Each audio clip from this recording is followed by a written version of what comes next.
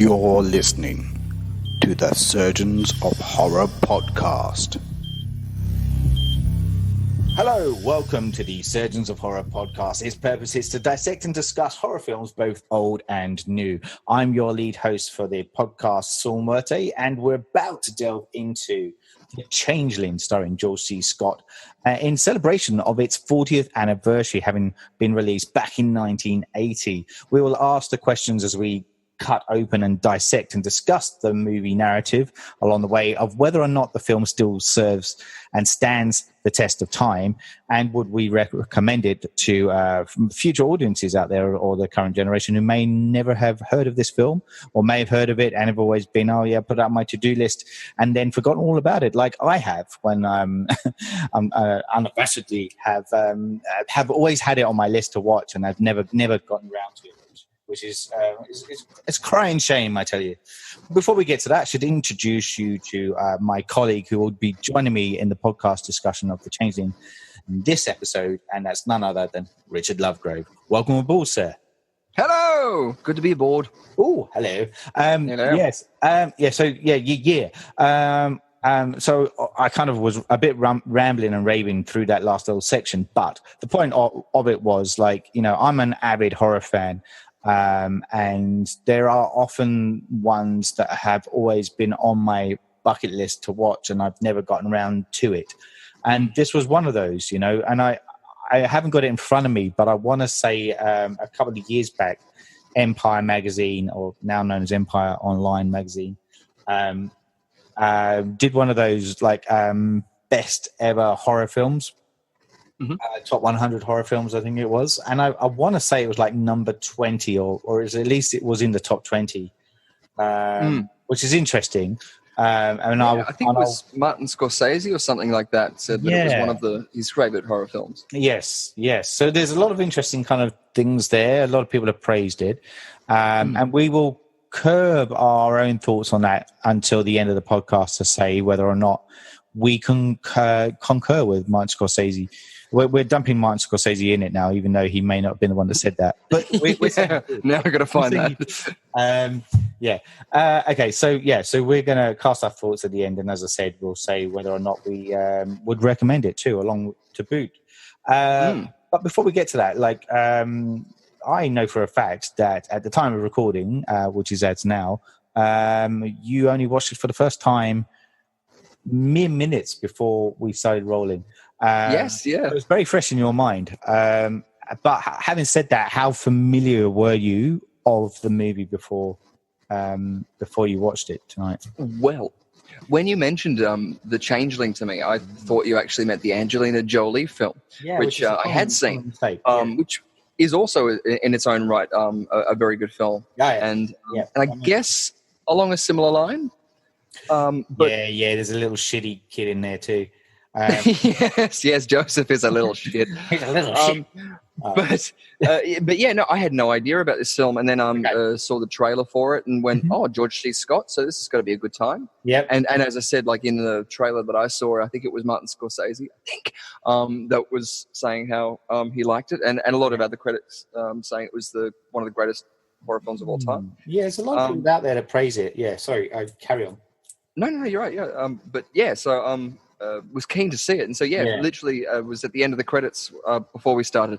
So very fresh. Yeah, that's good. So we're actually getting your gut reaction, which is often something I like to do when I've just gone to see a new movie. I like to try and post my gut reaction first, and then give it 24 hours to see if that settles and whether my thoughts still hold true. So this is kind of cool that we're kind of getting a good mix of the two here, where I watched it for the first time, admittedly, but obviously it was a few weeks back now, and then we're getting yours now for the first time. Yeah. And, you know, it's fresh as the blood is still dripping down the walls. Yes, for you. Completely fresh. Like it's a Rotten Tomatoes score of 82. 82, yeah. Yes, 82 on the Rotten Tomatoes score, and the audience scored at 79. Yeah, that's pretty good going, isn't it? And that, you know, so that says a lot about the film before we get going. Well, that, and also one of the greatest directors of all time has said that he likes it too. Yeah. What does that say? But besides that, I mean, you look at the trailer; it's got interesting cinematography. The locations look absolutely stunning. Yes. The casting looks good and strong, and it has a convincing like pull to its trailer and subject matter. Like the poster is itself of a wheelchair, and its like shadow that's casting has what looks like to be a young boy sitting in the chair. So it's like creepy, all get there go. But it's very traditional horror too, as well. It felt very. I don't want to say Hammer horror, but even like maybe it's just the grain of that sort of film of the era. It's not good. It's got. I mean, like Hammer. Unfortunately, Hammer got kind of a bit labelled with a bit of the camp kind of horror stuff, which is again why Roman Polanski then picked that up and took the piss out of it with the Fearless Vampire Killers. And after that, Hammer found it really hard to shake that image off. But it doesn't have that campness. But I know exactly what you mean. Like, you know, with the kind of Hammer stuff where it's got that kind of grungy kind of, not grungy, grainy kind of look to it. Yeah, whether or not it's the lenses they're using or the film stock or something to do with, you know, film stuff. I'm sure there's a different thing, because I know that with early cinema, like Breaker Morant, I want to say, I think maybe Wake in Fright, Australian films that were filmed on American acetate. It was a different tone for a different like sun coloring, whatever was being, you know, blended to the film. So that's why a lot of those earlier films in Australia had that yellowish sort of tinge to them. Yes. But yeah, whether it's something to do with that, because I know we were talking a similar sort of thing in Dr. Sleep recently when we were watching that, and the camera angles. Noticing, I saw I'm pretty sure this probably would have come out on 4:3 ratio. And so I think I would have seen either a pan scan. Probably, it was one where they've actually cropped it the right way and make sure they have obvious bits in it. But having it in its original ratio, I think, would have said so much, because I did see part of the director saying, or the cinematographer saying, that they wanted to capture more of the ceilings because they wanted to create more of this idea of a supernatural element around the space. So it's, still seeing it, like, you know, I saw it actually on the internet, luckily enough, on a site called ok.ru, which is fantastic. I've been recently having to get a collection of Deanna Durbin videos together, and that's where I found a collection of a lot of old films, like The Ghost Breakers, It's a Mad World. Nice. A lot of old ones, which are very hard to find, and especially in a day of age where maybe they're not on Netflix or Stan or YouTube because of their restrictions and things. It's good to know that there's, it's a Russian site, I think. But if you can't find the movie, maybe try there. Try there too. I don't think it's on the one I'm thinking of, but there's Tubi I find really good for like really old. Kind of like that's another great one. Trashy ones. They're good. There's some gems in there. Well, even when we're talking about Hammer horror, I mean, it's brilliant to see it. I think it still has its place because there's so many iconic images, and like all film, even when you look at Ed Wood films and how they say that they're the worst films of all time, but then you might see a student film or an early film that then has been remade, but you only know the remake of, and you go, oh wow, it's really bad. I don't know. I haven't seen the first Saw, but you know, echoes of those sort of things. That's right. Yes, but those sort of things. Cool. All right, mate. Well, look, we kind of we're I was going to say we're goosing the fat. I don't know if that's an expression or not. We're fatting the goose. We're fatting the goose. Yes. But is that goose worth kind of devouring? Let's find out as we dissect and discuss the plot narrative. As long as it's not a plucked goose. It's not a plucked goose. It's a very. Otherwise, we'll have to pluck it. Yes. So we have George C. Scott. He's our central figure, and people may know him from. I was saying Patton off the bat because that's what he picked up his best Oscar for back in 1970, and that's what It's a good 10 years after the fact that he would then do this role. You mentioned that you knew him from a TV series of based on the Titanic tragedy. Yes, that's right. Yeah, me being the person I am. Yeah, I think it was the 1996 miniseries with Tim Curry. But he had played Captain J. Smith. But just knew him from that point as a prolific actor, and had seen, but not known at that time, that he was obviously in Dr. Strangelove and so many other films too. Yeah, like I definitely want to mention him being in Firestarter, the Stephen King film. With Drew Barrymore when she was a wee lass. And also, I'd just forgotten as well, he's in The Exorcist 3. Of course. Yeah, which did you talk to me about? Anyway, we've done a podcast on it, and I can't remember who joined. I think we talked about The Heretic or something at some point. Yeah, maybe. Yeah, I was thinking it could have been you. So no, he was. But he was also probably most importantly in 1973 in The Day of the Dolphin, which seems to be an action film where he's a marine biologist that teaches dolphins to communicate in English. Right. Wow. Yeah. So I'm only thinking of the Simpsons episode where the dolphins rise up against the humans. Hence why I clicked. Yeah, sounds good. Okay, so obviously we know we're in good hands. That's the reason. Yeah, like he's gonna craft something out of this, and the tool that he's been given is a music composer. Mm-hmm. And we are introduced to him and his wife, who I have to say, I have to mention her because she's in it very briefly. And we'll give to the reason why in a sec. But she's played by British actress Jean Marsh. She's like a legend in my book. She's in Willow. She was in Willow. She's the queen. She's the witch queen in Willow. Wow. Yeah, and she was also in Hitchcock's Frenzy. She cropped up in, for me, she was in Doctor Who, back on the Fifth Doctor days. So I'm going back to that classic Doctor, as she played Morgaine, as a version of like basically the Arthur legend, essentially. Yeah, but she always struck me in that one. But she was also she was in Return to Oz as well. Oh wow! Who was she in Return to Oz? She was Nurse Wilson. At the beginning. Yeah. She also plays Mombi in it as well. Princess Mombi. She was the one. Yeah, have you seen Return to Oz? Yeah, I have. Oh, good. She was the one who takes the head off. That's the one. Yes. She replaces the head with all the other heads. That's her. That's her. Terrifying me as a kid. So like that's what I mean. Like to me, she's an absolute legend. And I had that moment where in the intro I was just like, oh my god, that's Jean Marsh. And so we have her. She's the wife, and we also see the daughter. And they are pushing their car along, and it's in a very snowy conditions. They're all being incredibly jovial. Yes. And despite being kind of conked out on the side of the road, they push the car off to the side as it's kind of near a phone box. We see George Scott's character, who's called John, I should mention, go to said phone box to kind of call up somebody to pick him up and the car. Whilst they engage in a snowball fight. Yeah. In front of the vehicle. In front of the vehicle, that's right. At which point we see an oncoming truck and going very fast. Going very fast in snowy conditions. Never a good thing. And they make a headlong collision straight into the wife and daughter in a very Gabe Preed moment from Pet Sematary.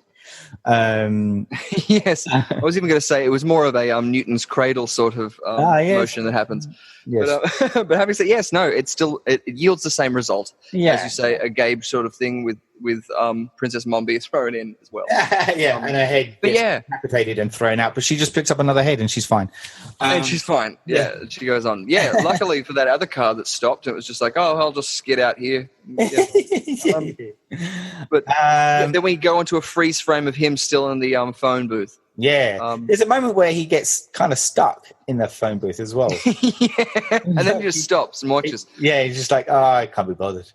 Yeah, it's too he just gives up. It's either a design flaw of the box itself, or he's just so inept. Yeah, he's just like, I didn't like them anyway.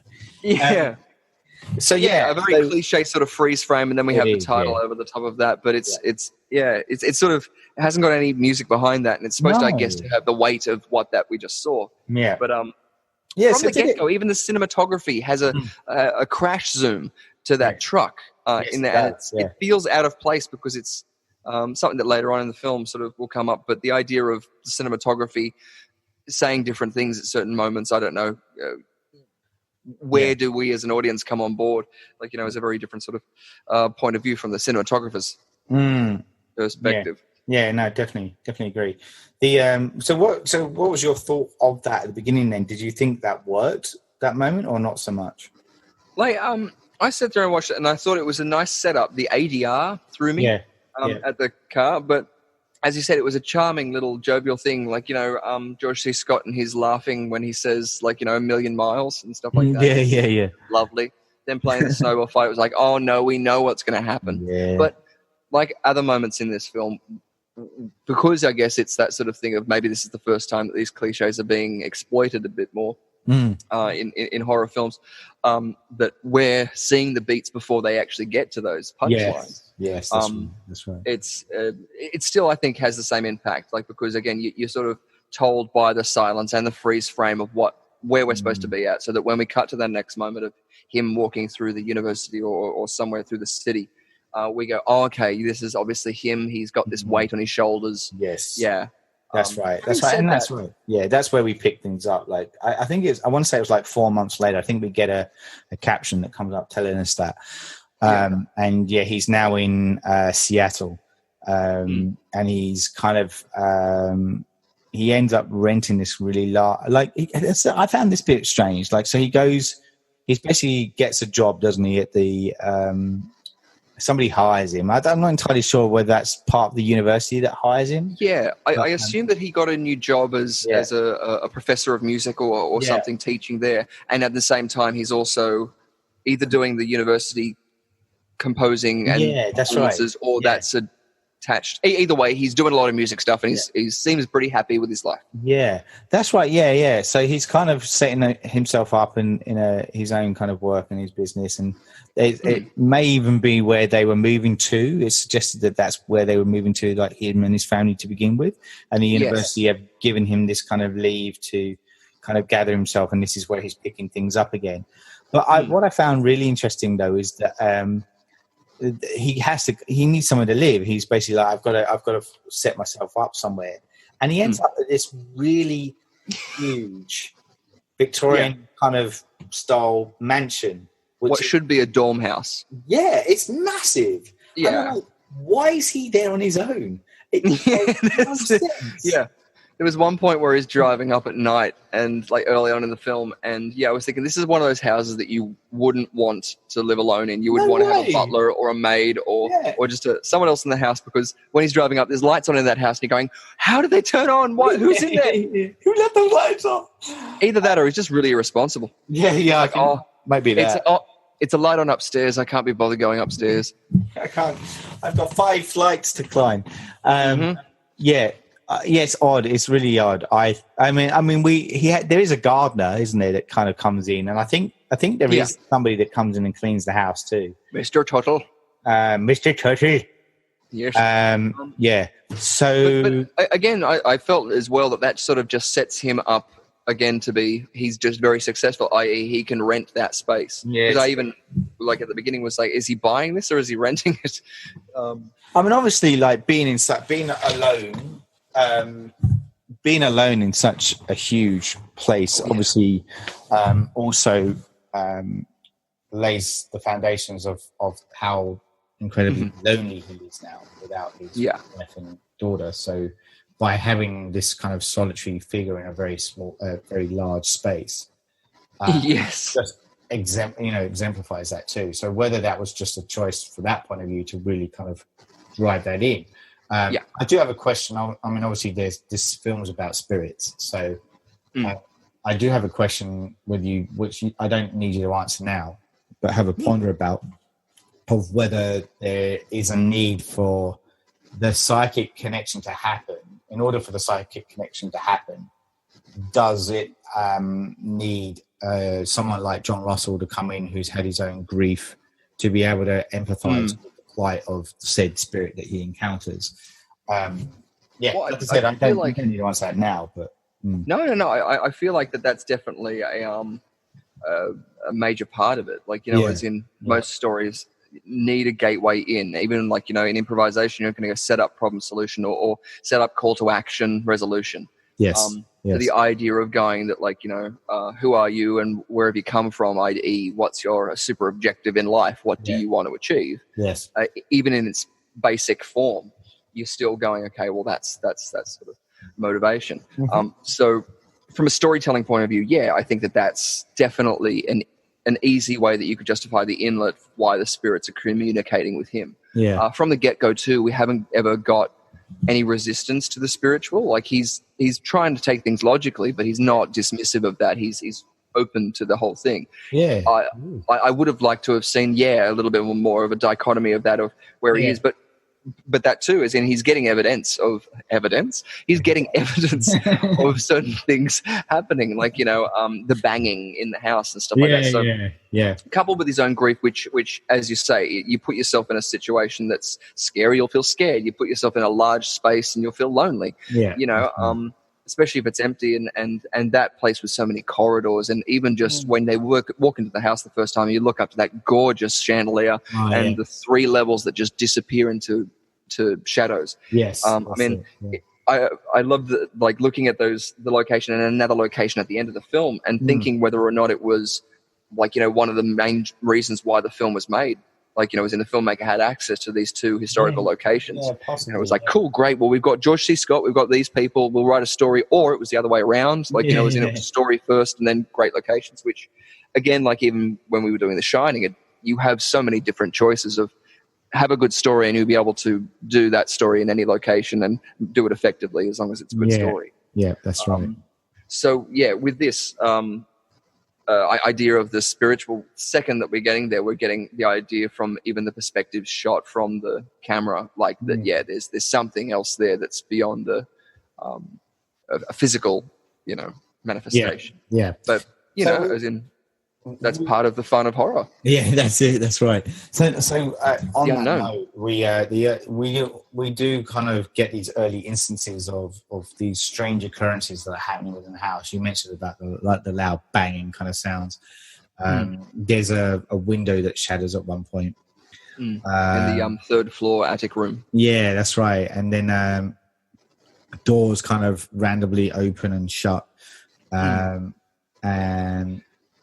that great shot of him on the piano and that slow door opening. And it sort of catches you off guard because I can't remember what that was just before that cut, but there was something that you weren't expecting another thing to happen so quickly, and it being so subtle and going nowhere was beautiful. How it opened up and then slowly came to a stop as if someone had actually opened it with their hand and stopped it. I mean, practical effects, yay! It was good. And on that note, there's enough kind of sinister stuff going on that at first he kind of dismisses and thinks, like banging and stuff could easily be like to do with the plumbing, and the gardener comes out and kind of or the groundsman or whatever he is comes out. Groundsman Willie comes out and he Mr. Turtle.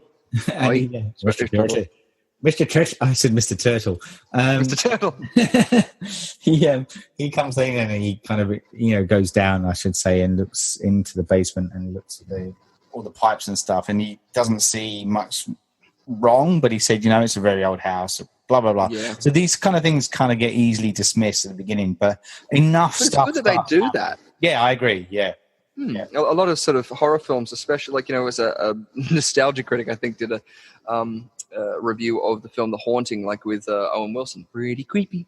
And and he says one of the saving graces in that is they're going out of their way to say, well, it could have been the pipes, but in this, he's going to the furnace, he lights the furnace up, and that makes a sort of roaring sound. So you're going, well, even in the film sort of aspect of what they're showing us, it seems a little bit justified at this point. Yeah, that's right. So, but then enough stuff starts happening that it kind of leads. Is the next bit's where the seance happens, isn't it? I was about to say he has 2 mornings, where he's woken up by the banging. He talks to Mr. Turtle and he dismisses it, and then something happens. What happens? Is he gets led up to the 3rd floor and he sees the bath is filled and he sees the reflection of his daughter. Yeah, I thought it was his daughter at first. Yeah, that's what I thought too. But that's where I thought the story was going. Yeah, at this point, I thought it was going to be his daughter who was going to be haunting him. Yes. Going, why did you stay in the phone box? Well, besides that, why wouldn't you turn on any goddamn lights when you think someone's in the bloody house? You know, even if cost of electricity alone. Yeah. Well, I was kind of hoping that, like, on the third level, there wasn't going to be any electricity. It was going to be, the justification for its lights being out was that it was so old that was, charm. It's magical charm. Speaking of which, we should talk about the architecture of these buildings because they're absolutely stunning. Oh, yeah. Yeah, I'm not too sure of the architecture, and I wish I had looked it up before we had the podcast, but the different styles, the detailing in it, this is obviously a place that's just a historical house or something that's quite highly prolific, and they got the ability to do that. Having said that, the external shots, I'm pretty sure, are all constructed sets, facades. Oh, okay. Wow, I didn't know that. See, I don't know much about this. Is one of those rare ones where I don't know a lot about the movie, so I'm pretty, as in like the making of and behind the scenes stuff. So I'm kind of going off my gut on this one and on what I've watched and my reaction to stuff. And well, that's it. So I saw a little bit of the special features for this, which was strange doing it all about face, but then watching the film and seeing the last shot, which I know I'm jumping right ahead here, but same drone shot, or wouldn't have been a drone shot, it's the same reflective shot of when they're driving up to the house in the beginning that's echoing. Cabin in the Woods, obviously, but Evil Dead and those sort of horror intros, which most likely was from a cherry picker or some sort of crane that's angled up. Yes.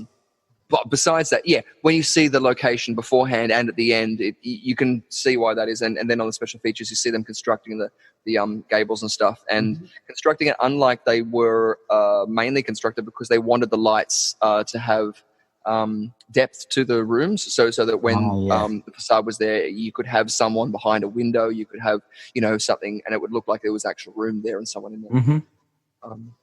Sorry, but yes.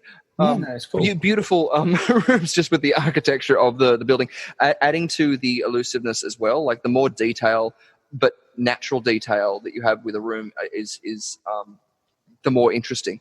I recently watched, I think it was 1408, the Stephen King film.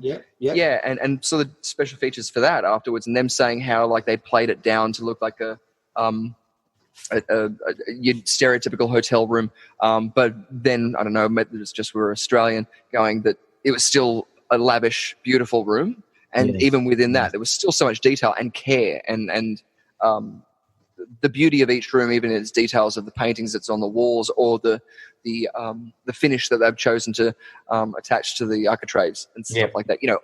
I love all that sort of thing, and so even in those panning shots where they're taking that illustrious time in the setting up the library, and you can see the Grecian artifacts going up the walls and things. It's setting up a geography that I got a little bit lost in, but I think that's part of what the film was trying to do, especially in that top level. Yes, that's right. Yes, because even the room where the kid was supposed to be kept is an odd, like you trying to work out where that actually sits in the house is hard to depict. Exactly. I don't know what rental laws are like in America, but you shouldn't just go ripping down something that's a fixture in your rented house. I mean, you got to be up for no bond back. That door's locked for a reason, man. There's a spirit behind it, don't you know? That's where they kept all their booze. They're the spirits. But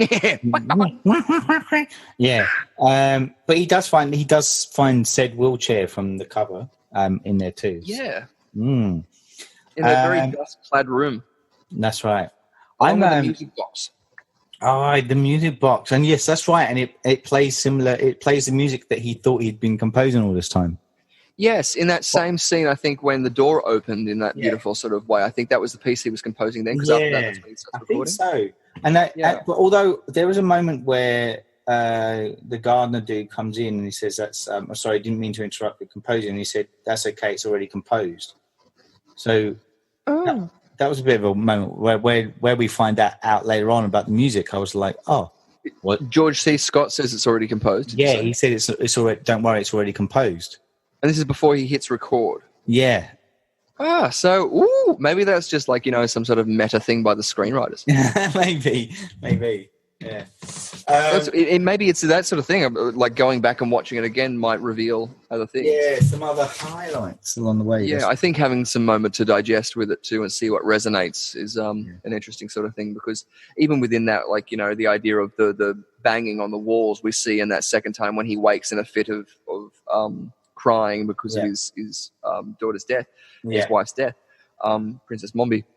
Then he's pulled out of it by that, and so that's why I found very interesting. It was just like, okay, so there's his struggle and turmoil, but we're not doing that. We're doing the horror thing about this boy in here, and then in the third act, it sort of goes, okay, now we're also doing this political thing. Yes, political, right. And you're sort of going, okay, these three stories that have just been smashed together, or like chameleonic kind of navigation through the film.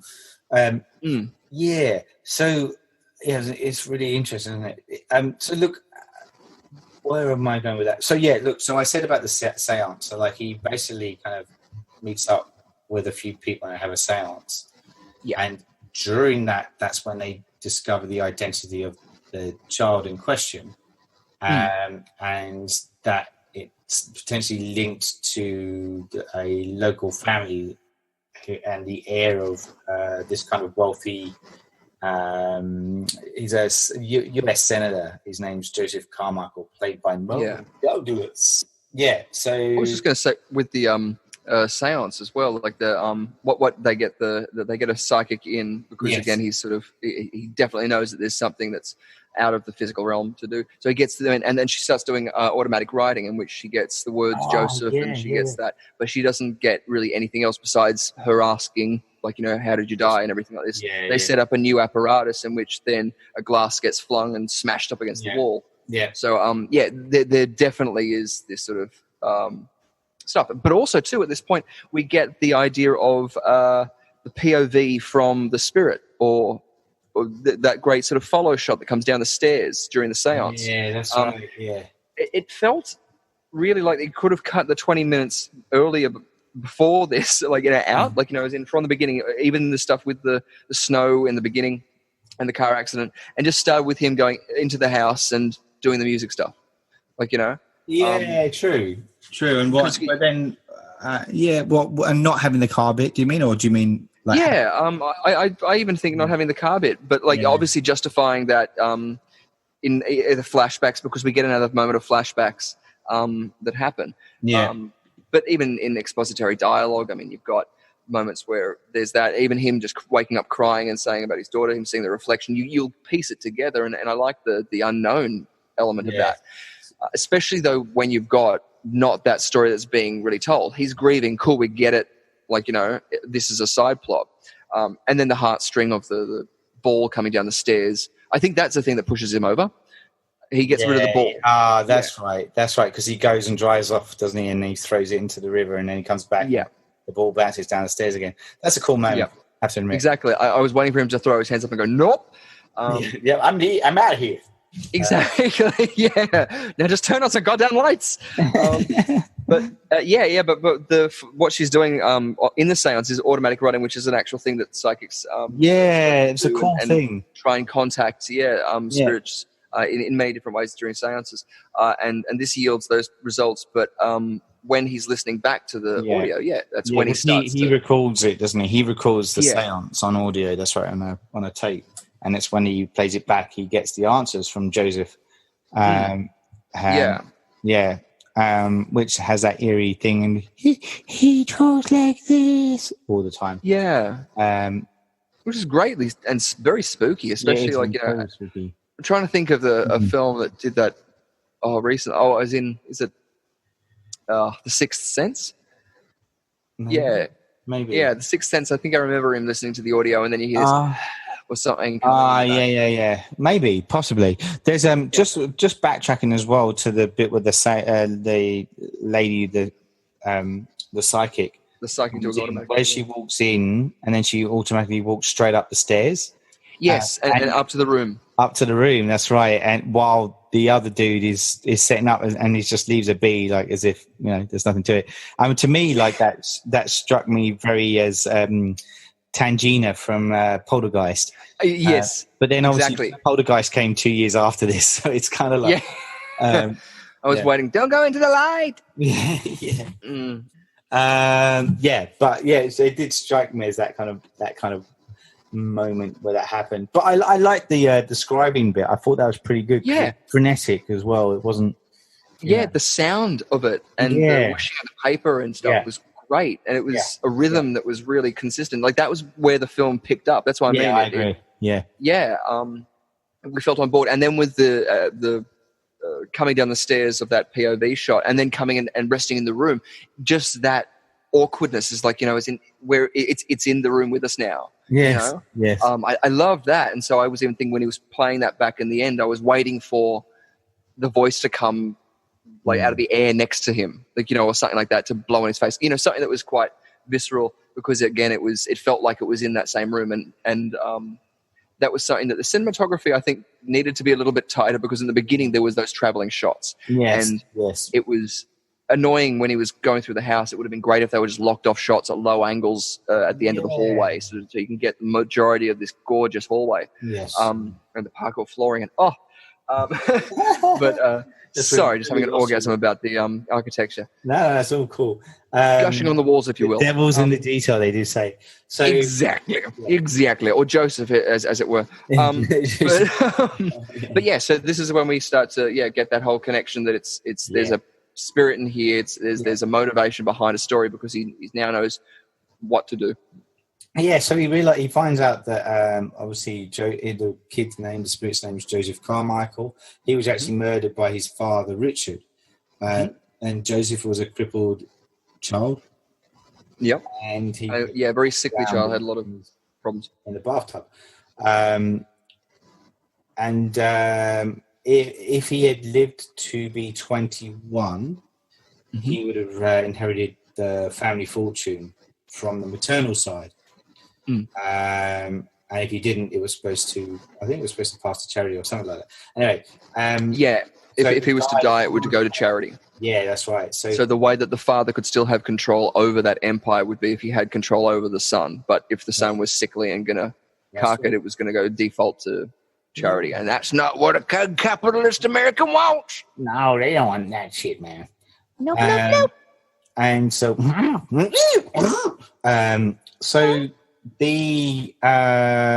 was I going to say with that? So he drowns the kid in the bathtub, and apparently replaces the kid with an orphan who he brought back from Europe in the guise of seeking a treatment or cure. So, like, the idea is that look him to kind of get better, and he comes back as this imposter. So years later, now grown and cured of his illness.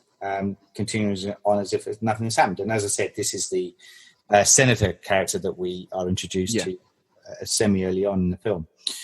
And this is why now Joseph has got a grievance and he's going around haunting the house.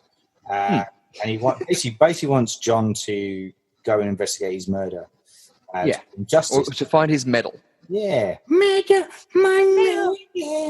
I lost my medal.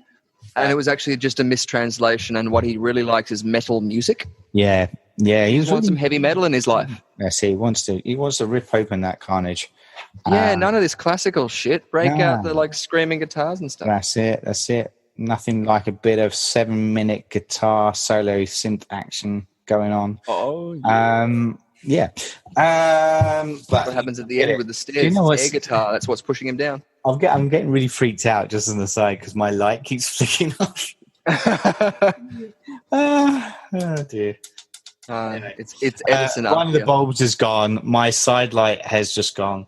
Oh no! As well, and so I'm now down to the one light down here. Anyway, it's all good. Well, it's great. Don't look behind you. There's no need to look behind you. For those of you listening at home, I can see Paul, but Paul can't see me. So I'm actually standing behind Paul with a dagger. Oh, I thought that was Joseph. Okay. So as I said, so we've basically given him the background, and we've given now John's got motive to kind of go out and try and help this put this spirit to rest by kind of solving this kind of murder and find out what's going on. And he kind of he starts looking into the property first and who owned the property, and that it was owned by the Carmichael family. And he convinces the owner of the woman who has the house over the well. That's right, yeah. So they look at the estate, where the estate was now, and obviously sold off bits of the land over the time. Yeah. And there's some housing complexes that have kind of come back, that have been built on that land that got sold off. And one of those houses just so happens to have been built over a well, which was covered up, which is where they predict that the body was buried. Yeah. I have a quick question. What is it about bodies being buried in wells that is a reoccurring theme in horror? I mean, obviously most people would know from the Ring movies around that, but it seems to be like this real thing. Like, what was it a thing? Like, I was thinking to have wells these days. Do you know what I mean? We don't. We're particularly in countries now like Australia, which has a lot of wealth, and you don't have to have a well in the garden or on your estate to draw water from. But yeah, it just makes me wonder, like, how many, like, it must have come from something. Anyway, that was on my mind as I was watching it.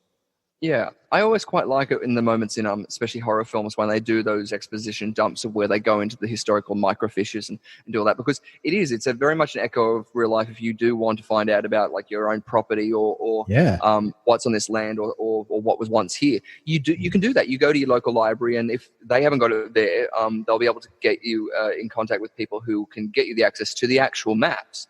And then you can go and view them with other people. You have to let them know what you want to see. But yeah, you get to do all this. Now, it would have been interesting to break down exactly the amount of time that was, because it seems as if those properties were freely built. I would have actually thought that if that property was built, you would have wanted to cover that well up straight away. Because if it's a water source well, then it seems quite stupid to put a rotting body in there, whether it be an animal carcass or a human carcass, because it's going to poison that water source that people might use, not only for the fact of going, we might, be unkind to the people the peasants or whatever, because at that time this is the sort of realm it was in. The lower class might be drinking from that well more so than the upper class. But the it's going to cause notice. People are going to find that because they're going to say it's a poisoned water source, rather than saying, let's just fill it in. They're going to try and fish that thing out if they can, because how old is it? Like, and you can do that. And that's what used to happen. So, I thought the same thing too, especially with the Ring and stuff like that. It seems like a very obvious place to do it when you could just bury the thing. Like, you bury it deep enough and it's not going to get any animals digging it up. You're not going to get smell. I mean, it seems strange. It's obviously a lot more work, and I guess out of sight, out of mind. And if you own the property, you could have said, okay, we want that built on now, and we will build the house over that. But again, it's it could have even just been filled up. The body could have been thrown in there and then just filled in later on over a course of the 10 years or 20 years, who knows. So we find out. Sorry, I do think it's the idea of drowning. I think that besides all of that and the practical element, I think it's the fear of drowning, because it's a huge fear, but also it's iconic with the thing. The scratching of the nails as well was something in the Ring. You've got a lot of trauma in there. It's an enclosed space. It's something that you can't get out of. I mean, it's a very natural fear if you think about it. True. Of waking up or being submerged in water at the bottom of a hole in the country.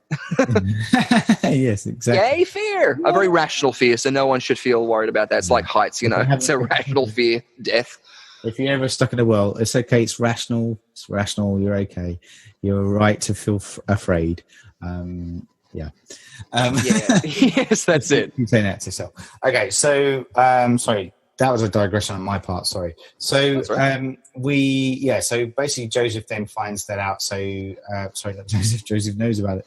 John knows about that, and he convinces the lady owner to basically break open the ground, her daughter's floor, because that's where the well is. And when they first arrived there, she tells them how her daughter keeps waking up and seeing this ghost boy coming through the floorboards, which sounds terrifying. Yeah, it sounds horrible. And then that happens the following night. Yeah, that's right. And that's what triggers her to turn around and say, dig it up. Rip that shit up. Yeah, rip it all up. Yeah. And they do so, and they basically find bones. human. Yeah, a hand with a hell of a lot of strong cartilage. Yeah, that kid was strong. Yeah, that survived a long time, and some good bones. I mean, that got some good calcium pellets. But yeah, it's all pushing the wheelchair around that kind of helped. Exactly. But yeah, so that they exhume the fresh bones. Yes. Amazingly so, and don't divulge to the detective that who they think that the body might be. That's right. And they're like, but they also say like, but we didn't find the medal, and so John then goes, well, I'm going to go back and break in, dive down into the well, and that's where the medal pushes itself up through the dirt. Yeah, in a lovely little reverse shot. I love it when horror films do like tricky in-camera stuff like that, because that's literally just like pulling it down under the earth and reversing that shot. Exactly. Stunning and effective. Although I don't think his reaction was very effective. No. Straight after that happens, he looks down and goes, "Oh, look at that! Oh, there it is." That's easy. Oh, I did. That's handy. Must have been there the whole time. Yeah. So he finds my medal, and then he goes and takes it back. So he's got his proof, but he has no way of proving it because, like from his point of view, he could have just planted that. There's so he tries to talk to the senator about it. Yeah, by driving through like a police like an airport thing. Yeah, and they're just yelling at him and waving the medallion. I'm not. I am sane. I am sane. Yeah, well, that's one way of doing it. Yeah. So basically they kind of give him the cold shoulder. He's thrown away out of the airport while the senator gets on the plane and flies off. And he's obviously disturbed by it. He knows that somebody's kind of learning the truth about his guilty past. So he does what normal senators do. Bribe a policeman that's to go and to go and kind of basically kind of tell them to stop, tell John to stop kind of poking his nose into other people's business. Pretty much threatens him. Yeah, that's right. So he actually turns up at his house. Basically says like, what you doing? Stop it, you bastard. And then he leaves, and then there's this moment where we just see a quick shot afterwards of a upturned car from the window screen panned in on the captain's face, obviously killed, and then we get a phone call from the girl character. We haven't mentioned this character, sorry, that's in it. No.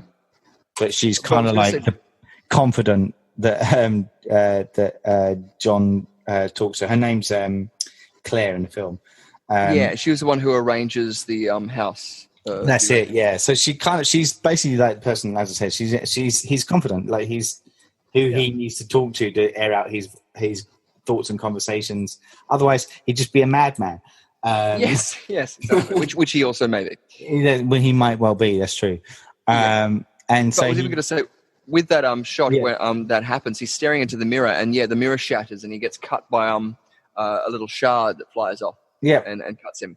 So, there's Joseph being a little cunt still. Yeah, what a cunt.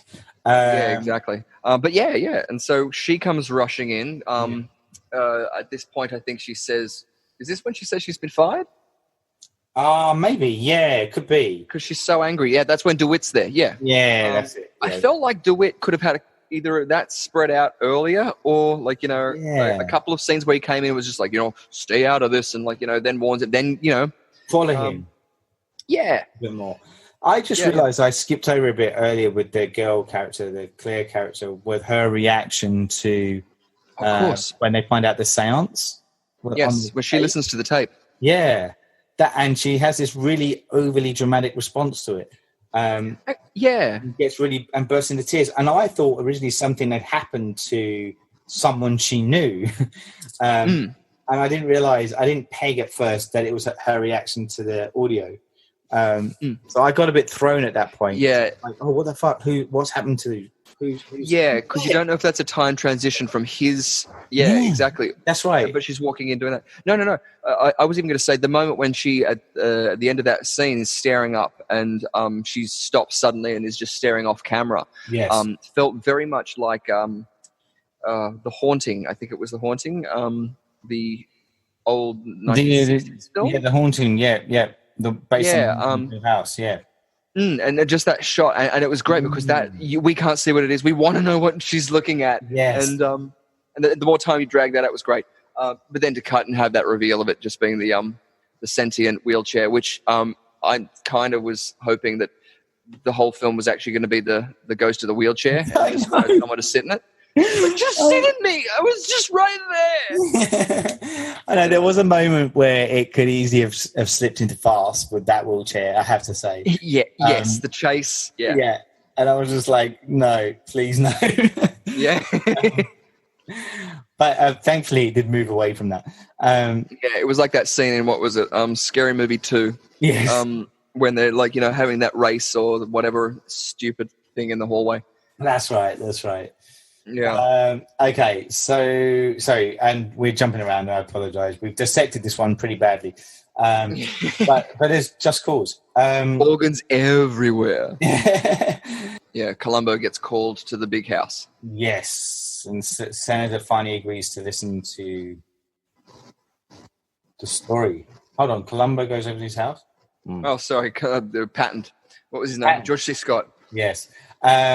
Yeah, he goes to visit. He gets invited. Senator, invites him over to listen to his story, and he meets with him. And John basically says everything he knows to the senator. That he knows that his father murdered his natural son and replaced him with a changeling, and which is the senator. And the senator refused to believe the story. He's angry. Says, "How dare you call my father a murderer?" He was a loving man. And so then John just fucks off, leaves him alone. But he leaves the little performance. Yeah. Like, I love that moment too, where we also see the reaction of George C. Scott feeling like, oh, I'm making this old man, relive a painful memory. And technically, like, he wouldn't have any memory of it. Like, it's not really his fault. No, it's not. Joseph, it's not really his fault. It's your dad's, Exactly. You had your chance. He was alive. He died of natural causes. Yeah. Get over it. Yeah. You're taking out. You're just bitter. You're bitter that this person's come in and he's got what you should have had. Exactly. You got your wheelchair. Just be fine with that. Some spirits don't even have a wheelchair. Yeah, that's it. Let alone a sentient one. Okay, so John leaves the medal behind. This is important to. Leaves it with the senator. He leaves this. That he also leaves the documents that he found and the only copy all of the information. And, yeah, exactly. Yeah, and he apologizes too. He says, "Oh, I'm sorry. Forget I even mentioned any of this." Here's everything, but forget I mentioned it. Yeah. And then the senator kind of basically threatens John, there'll be consequences if anyone finds out.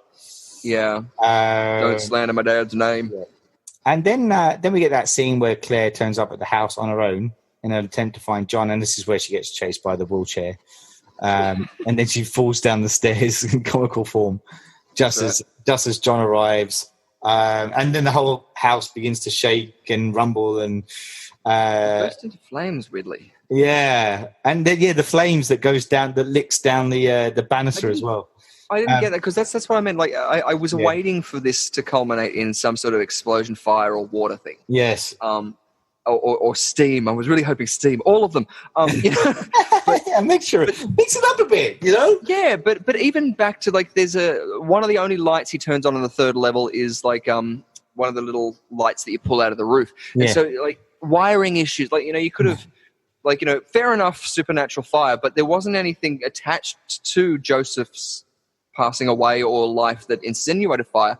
That's why I was thinking maybe water, because the water could have been still a destructive element. Yeah, that's true. That's true. But it was still, I guess, that idea of the cleanse in whatever way it was, he maybe resolving that issue by destroying the rest of where that all happened. True. Joseph. And he's a fiery spirit, isn't he?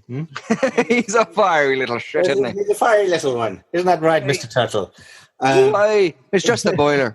Maybe that was it. Maybe it was a shining thing all along. Yeah, could be. There was some sort of gas leaking out of it, and the boiler exploded. That's right. Yeah.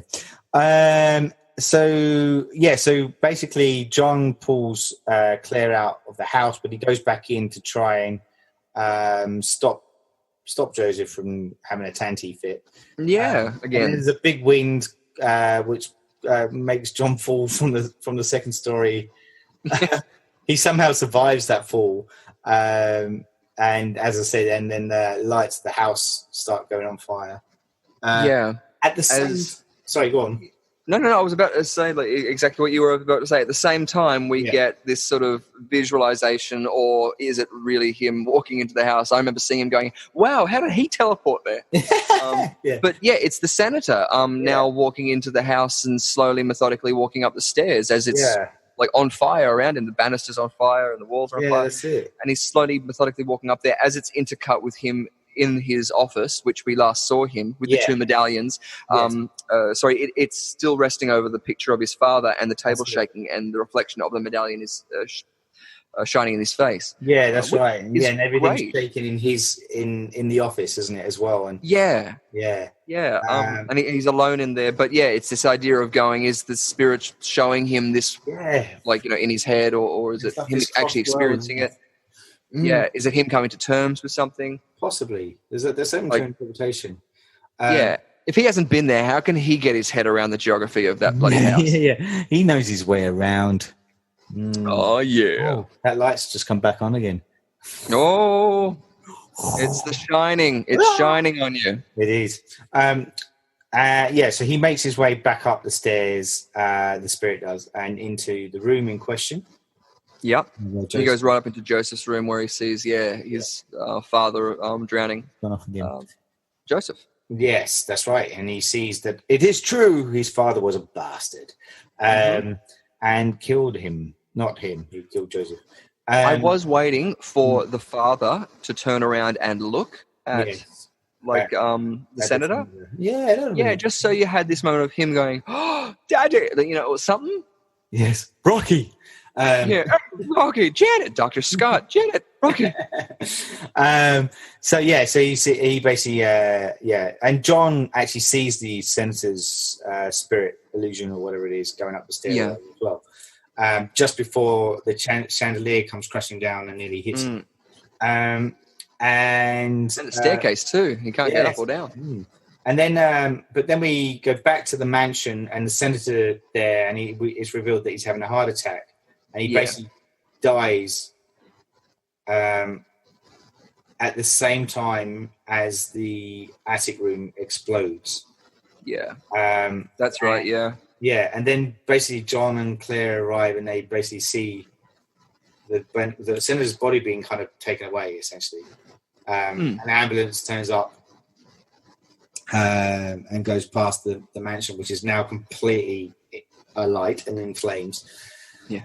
And then we get the next scene, which is the morning, and we see the ruins of the mansion, and Joseph's wheelchair is sitting upright alongside the music box. I thought it was all made out of wood, though. Yeah. And on the third level. I know. And somehow got to the bottom level, as did the music box. Yeah. Which then opens and starts playing that lullaby kind of song again. And then it ends on an aerial shot. Yeah, and that's it. Ends. So interesting. So we're joking away at Joseph's bloody torment and rampage. Do you think justice was served? Do you think he? Oh God, no. Well, that's what I mean. That's what I found frustrating with films like this, and I guess to a lesser extent, The Lovely Bones. After seeing this.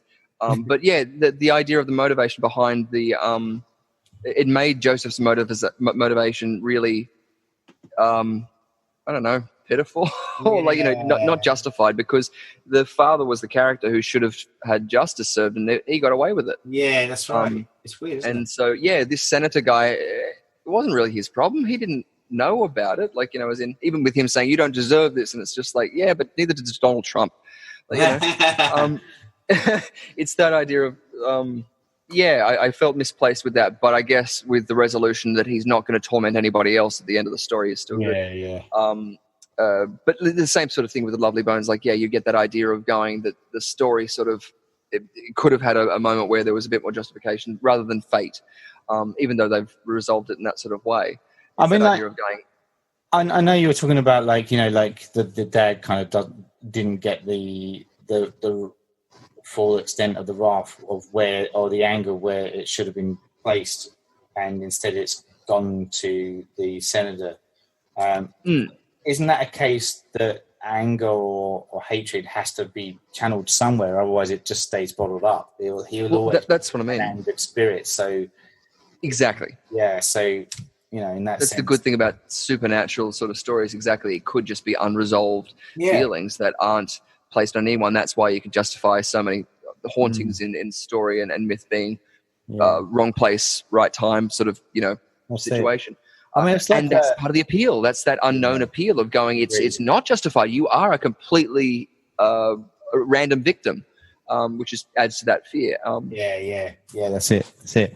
So like, it's kind of almost like I don't know if you've seen Memento with Pierce, and the same kind of thing played on there, where his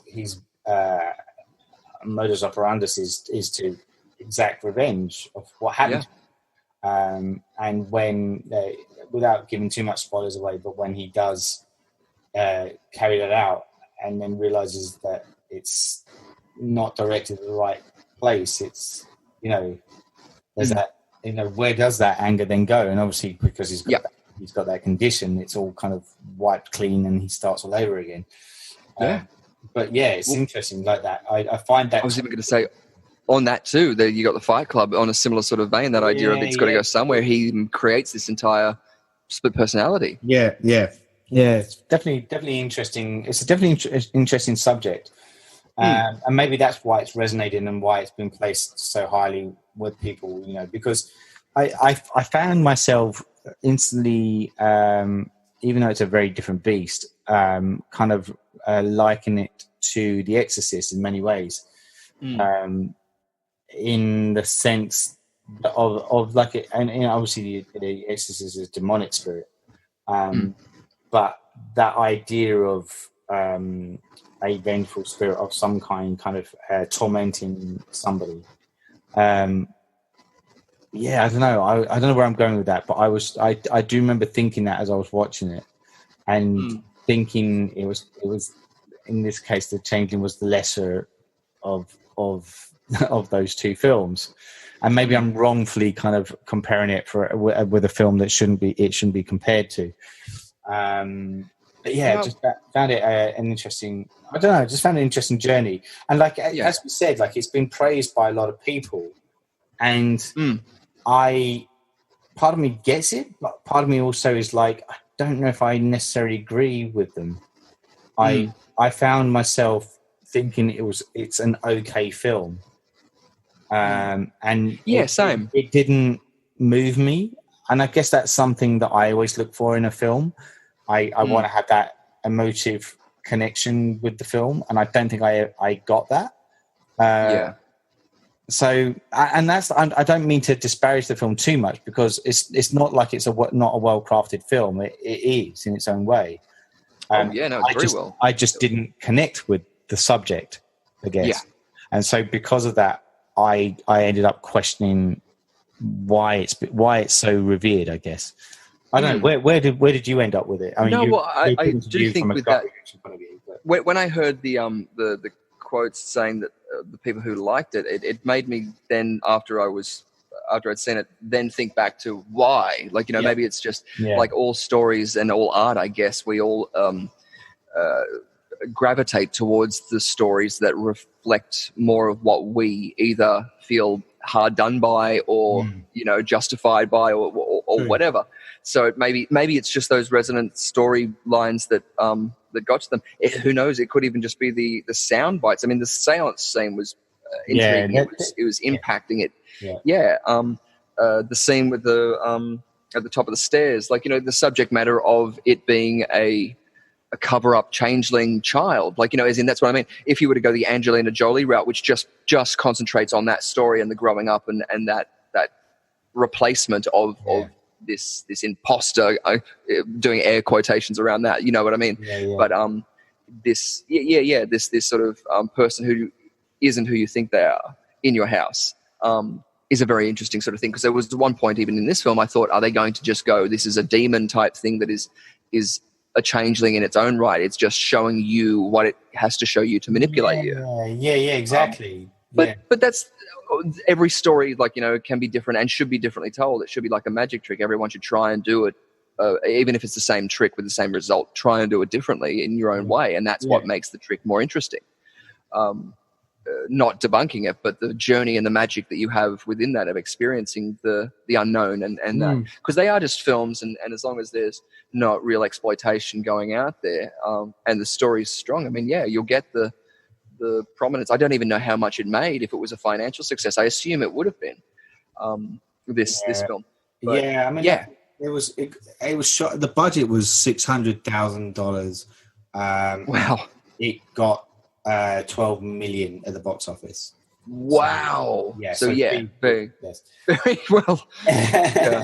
A labyrinth, it was not. No. But that's even better. Like, if you can do a paranormal activity, something where you can do something a lot cheaper and make a massive result is even better. And that's what I mean. It had a great actor in it, and so part of that could have just been a sell alone, as in getting a good name. That's true. Yeah. But no, you could tell the same story from different perspectives, from a supernatural or a non-supernatural skeptic, or all of them. A bit of a Rashomon style kind of journey, do you think? That's exactly. You could do it from the point of view of the spirit, as in trying to justify its existence or just fill up time. I mean, you could do it from the point of view of him just trying to deal with overcome death of his things, and now he's alone in this house, and the house itself is the oppressing thing, but it's his own psyche that's I would have liked that more. I think that's something I would have preferred, because I like grief is such a powerful thing, and I think that would have been really interesting to play with that, and even questioning his own sanity with it, is this just an echo of my own kind of the way I'm feeling and my own grief and despair of what I've gone through and that trauma. Before then, the weirdness then starts to base itself in reality, where it's like, hold on, I'm not imagining this shit. This stuff's actually happening. That would have been interesting to play that. And I think because of that, and this might be sacrilege, because there might be people out there going, you don't touch a classic, but that makes me think it would be interesting to do a remake of this. And really explore that a bit more, because I feel like I personally feel like you could do a really good, better job. And again, I feel a bit criminal saying that, because it's, as I said, it is deemed a classic by some people, but in a day where they're remaking a lot of films that shouldn't be remade. I mean, it doesn't take away from those films. It doesn't delete them from the record. No, that's right. Nor should it. It's exactly. But this, I was thinking the exact same thing very early in the film. I think when he was looking through at the bath water, in the first time he was walking through, I was thinking this would be great if it was redone now. I agree. And it would be very simply done, especially if you've got someone. I wouldn't want to say necessarily the people who do The Conjuring and things like that, because maybe they might just go down a different sort of route. But I'd say Mike Flanagan. He'd do it great. Might be an interesting choice, but then I'm biased. No, I think that he would do a really, really good job. I wouldn't. I think that he was probably the one of the best horror. Using cinematography, using the story. Cinematography and anything with a ghost tale, haunted kind of tale. He's just owns that craft at the moment. Exactly. Make a series out of it. Why not? Hells that'd be great. Hell, even just take part of the concept and just use the house, and then exactly. Anyway, so it's interesting. So I know that's us talking about, and I kind of I guess I didn't mean to kind of lead you into that thought. I was just interested in that because that was my own personal reaction to it. Definitely, I'm very much on that same wavelength. I love the ideas of not necessarily stories being saying this is how it happened, but the idea of going this is a different interpretation, because again, it's a story from a perspective. So this is just one of those perspectives. Yeah, that's right. So the only thing I was going to mention before we kind of bow out, and I asked you the question about recommendation, is just a word to the director. So there's Peter Medak was the guy that came in, and apparently there was two other directors attached to this, Donald Camel and Tony Richardson, who both bowed out due to creative differences. And then Medak came in about a month before script rewrites had to come into place and set construction was about to happen. So it was very kind of close to the wire of kind of getting them on board. Now, Peter Medak, before he took on the role of directing this movie, well, I would say he's mainly known for like TV. He did a couple of like odd features here and there. Nothing. Yeah, like The Odd Job, 1978. Yeah, exactly. There wasn't like anything that stood out. So like, I'm seeing in his credits there's something that was called Ghost in the Noonday Sun. Having never seen that, but maybe like that may have led people to think, oh, maybe he can do a spiritual kind of ghost story. I don't know. Who knows? But he did. He landed the job. And that led him to the fantastic in 1981. 1 year later, Zorro, the Gay Blade. Yes, which it's a different time. Different time. It's a happy blade. Blades were coming out all over the place. It was a happy blade. Announcing themselves to the world, and before that it was Zorro the Closet Blade.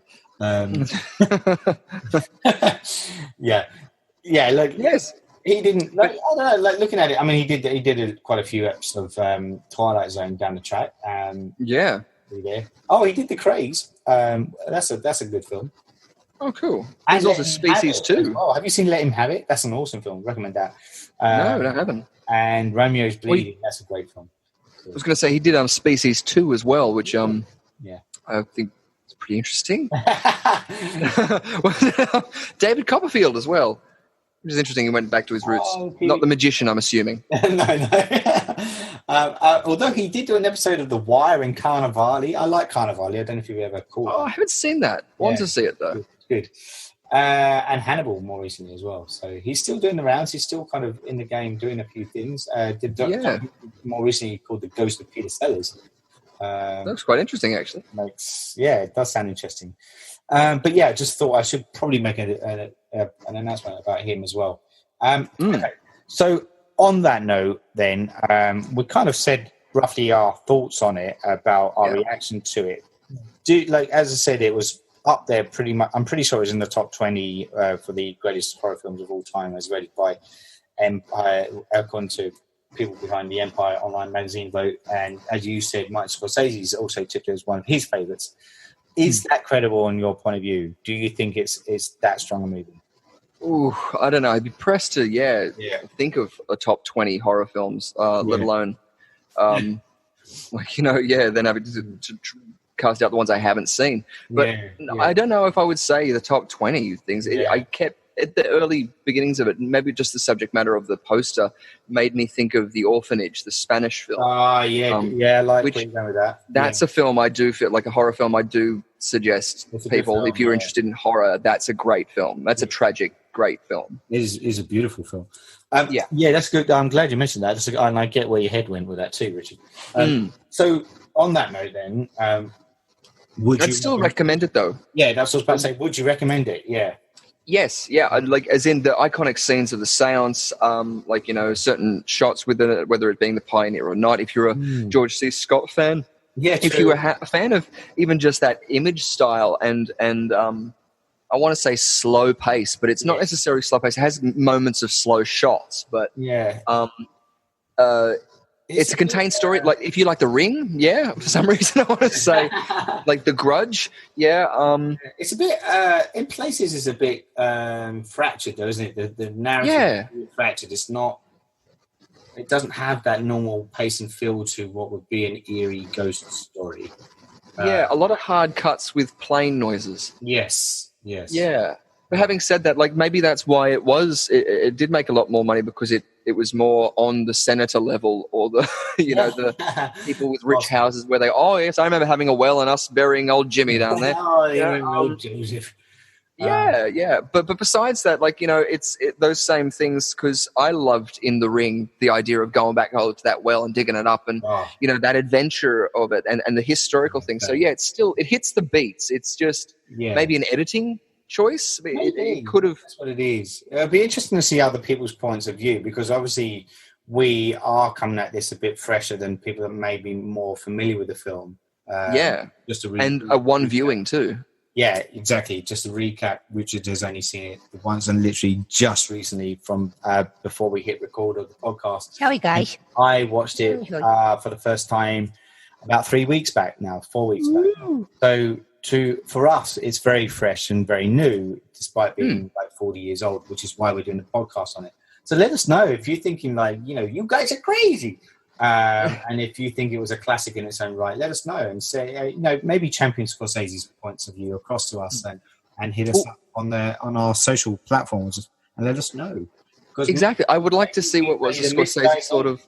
Yeah. Sorry, I was just about to say I would be interested to see what Scorsese said about The Shining, because that was the same year. Oh, yeah. In its release, like not necessarily saying that the same film or the comparative, but in a horror film sense, I really feel like there was a lot more tension in The Shining. Exactly. And I think that's the point. Yeah. Again, two different movies, but The Shining does have that eeriness. I think that's maybe what it's missing. It didn't feel eerie to me. Maybe there could have been more time on this. Yeah, maybe felt a bit more like, because it's got that whodunit. I mean, we know whodunit, but it's done from that we need to reveal whodunit component. It's more. It has a bit more of a thriller component rather than a horror scare. Which you could do. Which you could do. Like even it would be a different casting choice. I'm pretty sure. You could do it in a very different sort of way with a lot of those same beat points and the same story. Yeah. And do it very effective nowadays. Hopefully with practical effects. Like they would need to see this film and go, cool, these are the beats that work. Yes. That's all you need to do. Just tidy that up and make it a little bit shorter. Yeah. Yeah, because I was surprised the length of it too, because it wasn't... It's same. It's just slightly less than... It's not an hour and a half. Yeah. So, yeah. 20 minutes too long. Yeah, maybe that was it too. Yeah. We'll probably end on that note. Thank you, listeners. Beautiful. Let us know. As I said, do let us know if you feel this is a classic and we butchered this wrongly in your eyes. But until then, I'm your host and lead surgeon for the podcast, Saul Murte, and I was joined for this episode by Richard Lovegrove. Till then, fare thee well. Goodbye. Bye. My Maggie. You're listening to the Surgeons of Horror podcast. Music supplied by Peter Nezik. For more discussions or podcasts, head over to surgeonsofhorror.com or head over to our Facebook and Twitter sites for the latest news and updates.